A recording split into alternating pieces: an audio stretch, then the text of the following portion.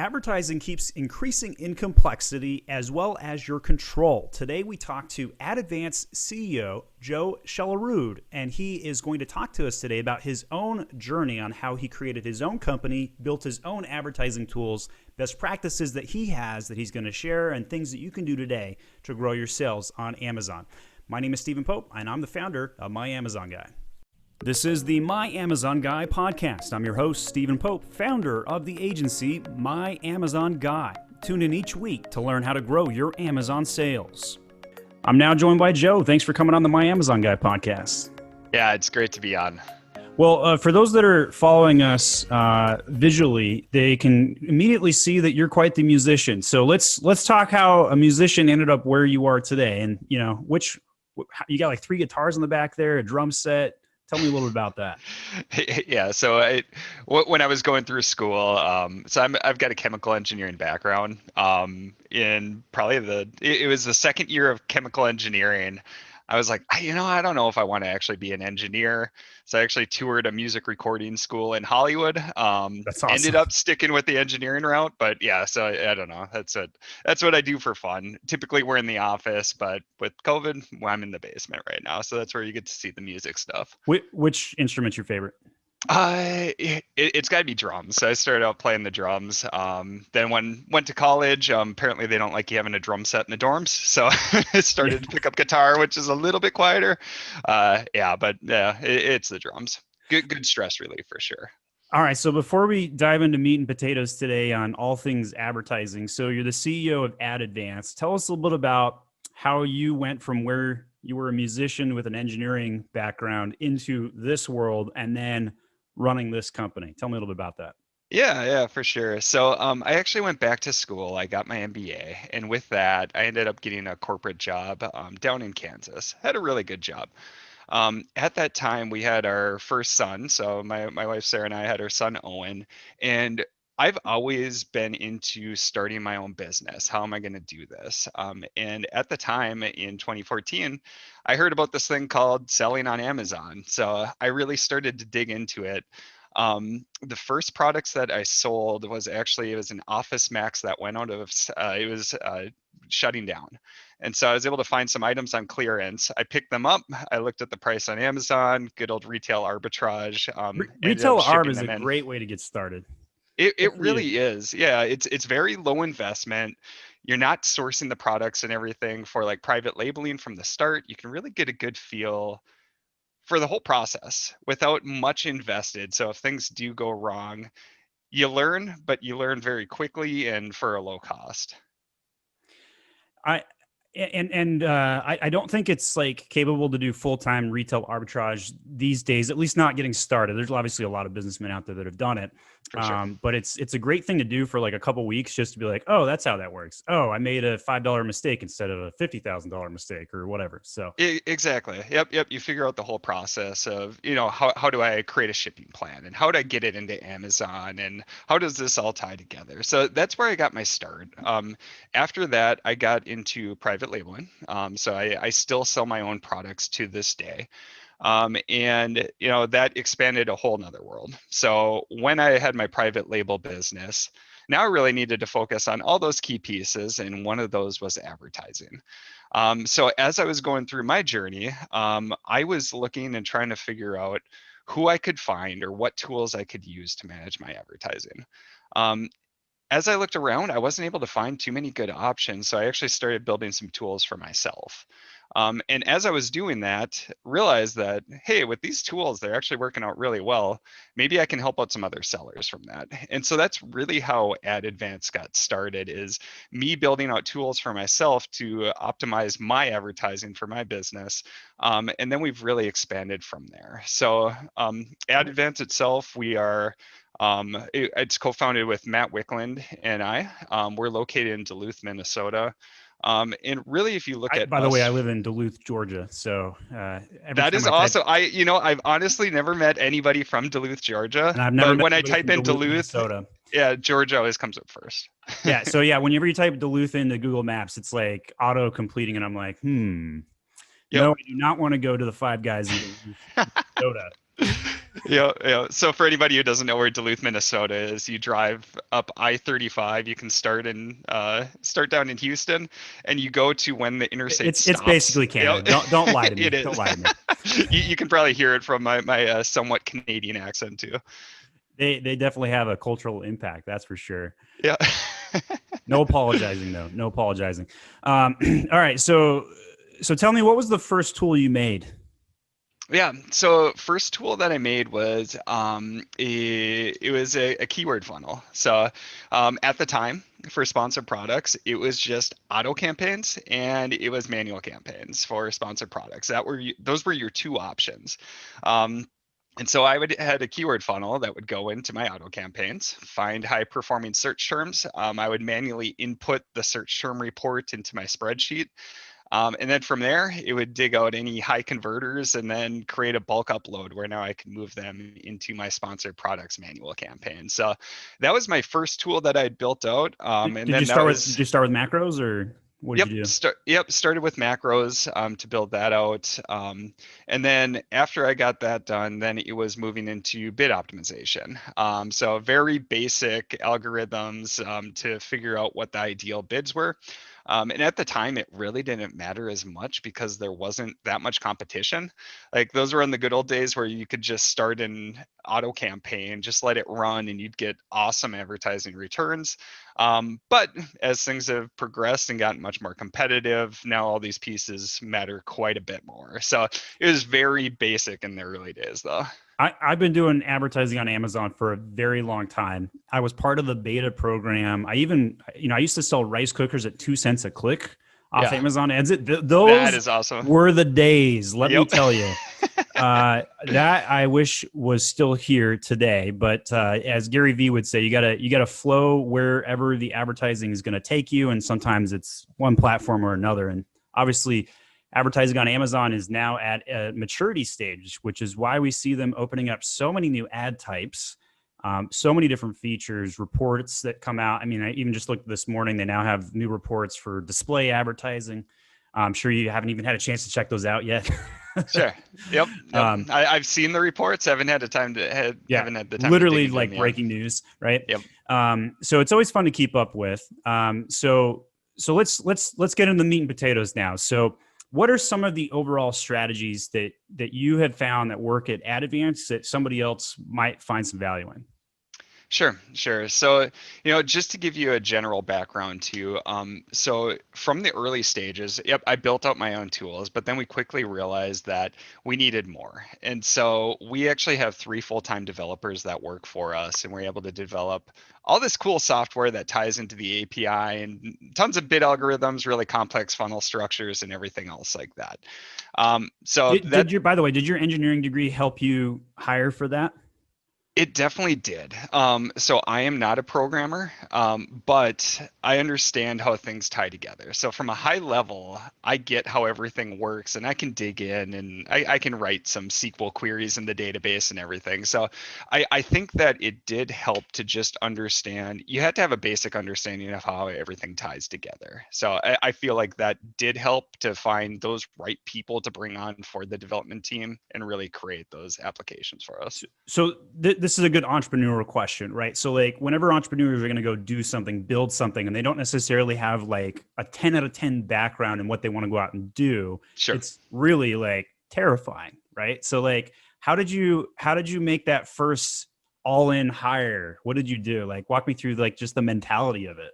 Yeah, yeah. So the first thing that we did is built out with what tools we knew how to use, what we were looking for. So we built out a good prototype to give an idea for developers really what we wanted. Without that, without them being able to see like, all right, here's the information that we want to see coming out, it's really difficult to put that into words. So we wanted to show them, here's exactly what we want. And so we used Upwork so it's a freelancing platform Sure. to find our first development hire. And so it gives you flexibility because you can trial out different people to make sure that they're going to be a good fit and can really deliver on what they're saying they can deliver. And in all honesty, we got pretty lucky with who we've hired. So with our 3 developers, like the first one that we hired, he's worked with us for the last 3 years and he's just awesome. So we got lucky in one aspect, but we also had a really good idea on what we were looking for. And we're able to build out that prototype. So, okay, so you say that you can do this, now build it out for us. And he did and then took it to like much higher level than we could have imagined. So yeah, I would say don't be afraid to go try it out, especially with the platform like Upwork. It gives you that freedom and that flexibility to then pivot if you need to. Yeah, we have used Upwork, we've used FreeUp, we've used onlinejobs.ph. Yeah, so I'm with you on that. One thing I learned this year, this was something I learned this year, is that when you run an agency, you don't run an agency, you run an HR company, right? Sure. So like you're always hiring, dealing with people's problems and constantly trying to find talent, right? So Yep. that's my journey. But enough about me. Let's go. Let's now. Okay, so I had to talk entrepreneur with you just because of that fear, right? Like everybody who's always listening to the pod, they're always trying to overcome something. It's either a knowledge gap, a fear, chromosome, whatever it might be. So I appreciate the entrepreneurial spirit and assessment there. Not something you get on every other podcast. For sure. All right, so let's go into. You started to talk about some of the techniques. So back to that kind of original question, that overall strategy that you started to come up with, that you had a need for. Yeah. Go ahead. Yeah. So I would say probably the biggest thing is when people look at advertising, they get overwhelmed, especially now with all the options that are available. So if you're just getting started, and when you talk options, are you talking Seller Central ad types? Or are you talking options for how to manage the advertising? Both. I mean, so before when I started, it was really easy. Sponsored products, auto campaigns, manual phrase, manual exact. They had broad too. Those were your only options. Now you've got sponsored brands, you've got sponsored display. You can do audience remarketing. There's product targeting. Like all we had was keywords back in the day, and then autos would do product targeting. So there are a ton of options just for what ads to set up. And then once you have them set up, now how do you actually manage them? And so my recommendation is coming into it, just take off a piece by piece approach. And so where I would start. What do you mean? You don't want to eat the whole elephant in one day? Yeah. Yeah. Because if you try to do that, like, yes, you can definitely come to somebody like us and we will set up that whole approach for you. We will use every single ad type. We'll have this crazy campaign funnel structure. But if you're getting started, really kind of like what we did with the spreadsheet and getting it developed for our developer, really what you want to do is get a decent understanding of how ads work. And then at that point, you can really look and to start expanding into other options. So what my recommendations are is start out with sponsored products. It's definitely the most easy to understand advertising ad type, and it typically gets about 70% of overall ad spend and ad sales. So I would start out with a campaign funnel structure where you've just got auto, and then you could do like a manual phrase / exact and a manual product targeting. Start out there, get that perfected, get the bids locked in. And then once you start feeling comfortable with that, now you can start to expand to other ad types, like sponsor brands would probably be my next pick. And then once you feel comfortable with that, now go to sponsored display. But I think probably the key message is don't get overwhelmed from the start and just start with one piece, learn it, figure out how to manage it well, and then you can keep expanding to other ad types. And so I'd be happy to dig into other strategies that we can utilize, but that's general. When people get overwhelmed just looking at ads, that's my typical approach. And the one thing you didn't mention is video ads, of course. I always have to give a plug for that. Best advertising results of the year for us has come through video ads and some display category targeting. Those are my favorite two this year. Nice. But by next month, it could be something else. It could be a new ad type that comes out of nowhere that Amazon could come up with, right? I remember when Amazon used to have on the right-hand side, they'd have sponsored products. Now it's all at the top or the middle of the funnel, right? So like they keep changing things, just nonstop change. Yeah. All right. So you first started making some tools, you hired up a team, and now you're guns a blazing and you're growing and you're doing all the right things. So tell me, give me that leap from where you've been and where you are now. Sure, sure. So, some things that we do now, um, you have all these different ad types, and what's really fun with them is you can share product targets or keywords between the different ad types. You can share what you learn on one ad type with the others. So one fun instance is like sponsored display product targeting. Yep, sponsored display typically only gets about 5 to 10% of overall ad spend. But if I look at product targeting for sponsored display, it's pretty much just an extension of sponsored products product targeting. And so what we can do with our software is we can cross share these different ad types for what really works well in one ad type. It's typically going to work well for another one. So that's one cool piece that we've been able to utilize, whether it's between video ads or sponsored display or sponsored brands, sponsored products. You should be setting up complex campaign funnel structures that can share the different ad types between the two. Other pieces that have been really fun lately is just the continued control that Amazon is giving us on the advertising side. So it's bad for somebody who's getting started because it just adds another layer of Overwhelming complexity. complexity. It's Yep. completely overwhelming, but if you have a really deep understanding, now there's just more and more opportunities to really take advantage of these extra features that you have. It's like, for instance, one thing that is finally being utilized more is like sponsored products placement adjustments. So there's continually been this great opportunity to target top of search placements with sponsored products because they tend to convert at twice the rate of other sponsored product ad types. So we've been continually pushing this piece, and we're starting to finally see adoption for that. Same thing for sponsored display product targeting. That's been out for quite a while. And we're finally now seeing it get to the point where it's on par with sponsored products product targeting. And the key reason was that people were not utilizing it from the start, and we were able to take advantage of that. Same thing for video. Like those who got into sponsored brands video really early, they convert so well. Yeah. Yeah. And you can get a pretty low CPC for how well they perform. Over time, that's going to continue to get more and more saturated. So we're constantly playing this game of, if we can be very quick to market and quick to respond to these new features, we can take advantage of that because the competition is going to be a lot less. And that's where we feel like we have an advantage when we create our own software. We can incorporate these features in super quick, and then be able to take advantage until the rest of the market adjusts and then kind of lines out to whatever those average levels are.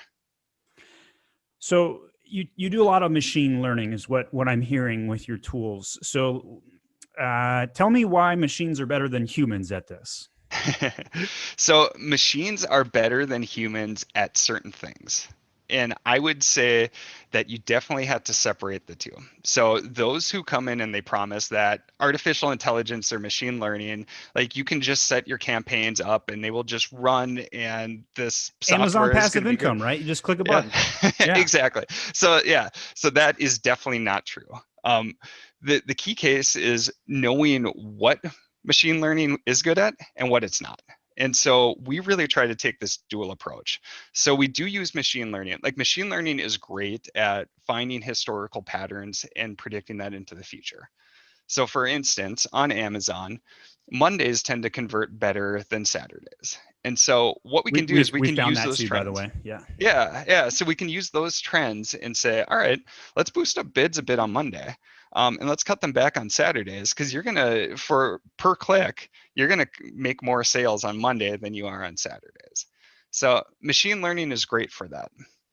It's not great at finding what's going to be some out of the box like keyword targets or recommendations that I can hit, or what's some product targets, some competitors that Amazon's algorithms probably aren't going to pick up on, but I know that this could be like a great substitute for their products.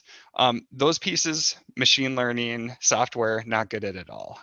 Other pieces are like, what's your key goals with your advertising? So advertising is just one piece of your overall seller account. And so I think that people lose that viewpoint and just focus strictly on the advertising metrics, but really advertising is part of the bigger picture. So for instance, do I want to get more aggressive on my ads, meaning increase my ACOS target, if it's going to drive a significant amount of increased sales? Potentially, because that extra profit I get from the increased volume could offset the extra margin I'm giving up. Um, or if I'm launching a new product, I'm not going to be as focused on ACOS from the start, because really I'm trying to really increase those sales, get that initial traction, get those initial reviews. Once I get that traction, now I can really start to get less aggressive on my ads. So it's those pieces that I think a lot of automated tool providers miss. It's being able to set the right targets from the start, understand the overall strategy that advertising has, and then be able to incorporate all those pieces in where when you can combine the intuition of some experts along with the software and know where each works best, that's where we tend to see like a major advantage. I think there's a healthy friction between top line and bottom line, right? So like when you're managing ads, if you spend more, obviously you're going to get more higher top line, but sometimes there's diminishing returns. With the more you spend, the less results you get, right? So there's always this healthy friction. This conversation comes up on a lot of our weekly calls with our clients as we manage their advertising. And so what would you say on this front? Like, how do you correctly focus on either top line or bottom line, and when do you make that transition? Yeah, and it's tricky, and it's completely dependent on the client, how aggressive they want to be, what is their key focus, and then the other piece is really testing. So each product responds differently to this giveaway and takeaway between ACOS and ad sales. And so bids and CPC are set from the market. So everybody's putting in their bids, and then it determines who's going to win those top impressions. It's like a And total stock market out there. Yeah. it is. And there's these different inflection points too, where it's like, okay, we can cut to a certain amount, but then if we cut bids back below that, you're not going to get shown at all, and ad sales are really going to go down. And so it's constantly testing with different targets and then weighing each of those options. And you can look at overall profitability compared to top line versus bottom line. So And how many days should I wait before I make a change? Is it 3 days? Is it 7 days? 14? What do you say? yeah, I would say run it for at least a couple weeks, and over like Q4, it's really hard to say just because the whole It's world's such a changing, and changing. Yeah. 2020 in general has been been a very wild Good ride. luck Yeah. forecasting. Yes, black swans, white swans. Can't tell the difference right now. Exactly. So yeah, ideally what you want to do is find a period where overall sales should be pretty stable. And then I would say like a week or two with each target, let it line out and then compare the two. The other piece that really requires some intuition too is if I back off on my advertising, over time it can impact my organic rankings too. That was going to be my next question. All right, so I'll ask you. Yeah. For every this, let me. Instead of revealing what I think the answer should be, I guess I'll ask you then. So, how Yeah. many I'll SEO ask you sales? after. Yeah, how many SEO sales do you think come from each PPC sale? I mean, it really depends. So we have some clients where ad sales really drives a majority of their overall sales. For whatever reason, their organic rankings never getting Are up that high. are they in supplements? Yep. I mean, so very competitive I categories like just that where I there's just just got so many off. people. Yeah, Yeah. just got off a supplements call where I was explaining why their ACOS is through the roof and why the organic is taking a while to come in. They're probably going to listen to this and then wag their finger at me. But Yeah. so it's always that's the hardest category. Yeah, exactly. So it's really those high competition categories where you're going to have to count on a lot more ad sales driving your overall sales, which is tough because it obviously any ad sales you have eats up a majority of the profit, depending again on what category you're in. For the majority of sellers, you're going to make the majority of your profits from your organic sales. So for very established brands in either niche categories or products that have been out there for quite a while that have established a very strong presence, like we can get overall ad sales down to like 5% and they feel comfortable, they maintain organic ranking.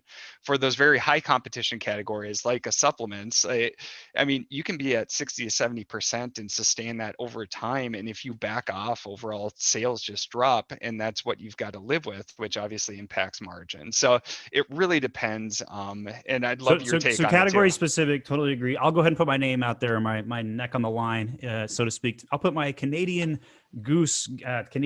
What am I going the wrong direction here? All right, on the line. So we're past Thanksgiving. So I think it's for every one PPC sale generates 3 organic over time, and that's a generic statement, not specific to any category, and exceptions apply. But that's Sure. my thought. Sure. What Yeah. do you think? Yeah, I mean that's 33%. I would say, yep, that's a good round number.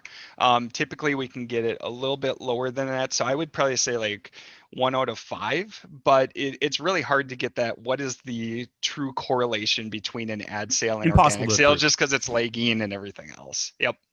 Totally impossible to prove one way or another. All right, so let's talk about where you think ads are going next. We're wrapping up 2020 here. What's your prediction for 2021? Yeah, yeah. So if I look at Amazon advertising as a whole, they're investing a ton of time and effort to develop even more features for us to utilize coming up in 2021. Advertising is a major profit driver for Amazon Corporation as a whole. If you look at Amazon Corporation, you've got the e-commerce side, you've got their cloud computing side, and then their advertising side. And advertising is a major player. So they are investing heavily. And what we're going to continue to see is more and more complexity driven by more and more features and control. So for people like us, I love that because it gives us more and more instances to really set ourselves apart and find these niches where through these different advanced techniques, you can really take advantage of it. So just walking through the different ad types, sponsored products, I don't see a significant amount of change with sponsored products. Amazon is pretty much saturated any ad space that they have available on Amazon.com or any of the other main Amazon sites. So Sounds like you're hinting that external traffic is coming on the horizon here. yeah, exactly. So I don't see too much coming for sponsored products. Um, they're going to continue to focus on how do we make it easier for sellers to set up these ads. They have rolled out features like being able to duplicate sponsored products campaigns across markets, which is really exciting. You can auto translate between the different markets, and you did that great video overview on that new feature. It also allows us to, like in the US, we can take English campaigns and translate them to Spanish within the US market too, to hit 13% of the US population that speaks Most people are Spanish as a not doing primary that. language. Opportunity right there. Raise my hand. Opportunity, Spanish keywords. For sure, for sure. Yep. So it's fun stuff like that with sponsored products, but really I don't expect many new like ad features or different types there. Probably more control on placement. I'm hoping we'll be able to control based off of like mobile versus desktop, but That'd be we'll nice. see. That would be really cool. Sponsor brands. Amazon is continually expanding what brands have at their disposal to try to set themselves apart. Within Amazon's rules and Amazon sandbox. killed brands, so they got to give something back to brands, right? Yep, exactly. And so, I mean, you've seen that through video pieces. You've seen that through the more customization that we can do for the creatives for sponsored brands. So I continually see them expanding what we can do on the sponsored brand side. I think a lot of exciting things are going to happen on the sponsored display side. So we already have audience remarketing that we can use. We have product targeting, and I continually see Amazon expanding what we can do offsite to bring people back to our listings on Amazon. I think the human element here too, being able to add text to your display ads, I think is also pretty big. Yep, for Um, sure. so any other predictions? You had a lot of them. That was good. Yeah. So I think within 2021, we're going to have a lot more control on who we can target on the audience side, and a lot of that will Demographics, be off demographics. Amazon. Like that would be really Yeah, cool. And I really, don't think it's where going to happen, but yeah, where I see them moving is so Amazon also has their DSP platform, the demand side platform. And so with those ads, you can get really deep into who you're targeting. Like if you have a consumable, you can target people who have purchased within the last 60 days and show ads for them, or target your competitors, or there's so much control. So I continually see sponsored display moving in that direction to give us more control on who we're targeting, but trying to keep it more straightforward, because DSP, it's a beast to manage, but there's a ton of control that you have. So sponsored display, I see that as continually taking the best pieces of DSP and then making it easy to incorporate for the average seller. All right. So for our listeners who've never heard of Ad Advance before, why should they hire you, Mr. Drummer, to run their ads with your tool? Let's get the Ad Advance plugin. Sure. So you typically see two different people in the space. So one is the automated software provider, and the other one is the full service agency. And typically what we see from the full service agencies is that they're doing everything manually or using other software that's available to everyone. And so really where we feel like we set ourselves apart is being able to structure our own software and incorporate these new features in quickly. And then also realizing that there is a great spot for tools and there's a spot where you should never use tools, and then having that manual aspect. So really getting the best of both worlds. That's where we feel like we set ourselves apart and add significant value for our clients. That's great. So adadvance.com if you want to get in touch with Joe. And then last question for you. So you mentioned earlier in the pod, you were also an Amazon seller. So what is something that somebody could go do in less than 5 minutes today to increase their sales on Amazon? Yeah. Doesn't have to be ads, by the way. Yep. I think one thing is from coming from the ad perspective, one thing that is so important is your listing conversion rate overall, which is not ad specific, but if you can take steps to increase your listing conversion overall. So whether it's looking at search term reports to see what's really converting well and make sure that you're speaking to those customers with your listing, or it's updating your pictures, any tweaks that you have on your listing to increase that conversion rate is going to be the highest leverage point that you have for your business. So if you can perfect that, it's going to make your ads look better, and it's going to increase your ranking. It's going to increase your organic sales. So the listing is so core to everything, much more important in my perspective than the ads. Once you have the listing perfected, now you can really focus on the ad strategy that goes along with it. But if you don't have that listing perfected first, ads are really going to take a hit from it. So anything you can do to perfect that listing, that's going to set yourselves apart. All right. Well, you're hearing it from Joe, the expert here with Ad Advance. Thanks so much for coming on the My Amazon Guy podcast. Yeah, thanks, Stephen.